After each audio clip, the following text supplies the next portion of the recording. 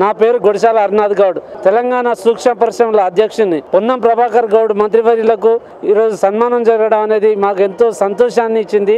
ఎన్నో రాష్ట్రంలో 33 జిల్లాల నుంచి వెళ్ళి వివిధ కుల సంఘాలు మరియు వెనుకబడిన జాతులు అందరూ వచ్చి ఈరోజు ఘనంగా సన్మానించడం జరిగింది. మంత్రివర్యులకు రవాణా శాఖ రావడం, వెనుకబడిన తరగతిలో రావడం అనేది చాలా గొప్ప విషయం.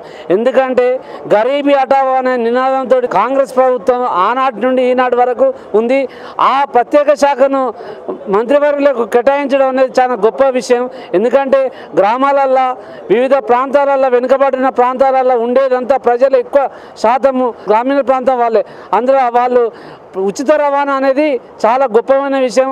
ఆ శాఖకు రవాణా శాఖ మంత్రిగా ఉండడం మరొక అవకాశం. అందులో వెనుకబడ్డ ప్రాంతం కూడా గ్రామీణలలోనే ఎక్కువ ఉంటుంది. గ్రామీణ ప్రజలకు చాలా అవసరాలు ఉంటాయి. ఆ అవసరాలను తీర్చడానికి పొన్నం ప్రభాకర్ గౌడ్ మంత్రివర్గంలో ఉండడం ఎంతో గర్వించదగ్గ విషయం.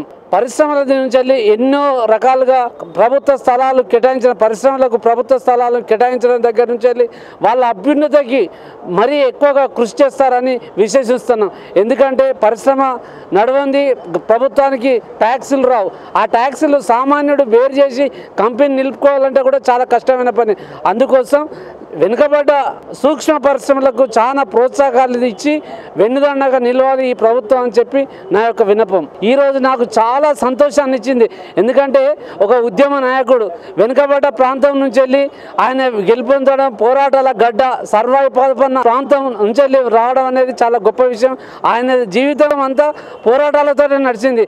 నాడు తెలంగాణ బిల్లు పెట్టేటండి ఇప్పటి వరకు కూడా, రేపు ముందుకు కూడా పోరాటాలతోటే ముందుకెళ్తాడు.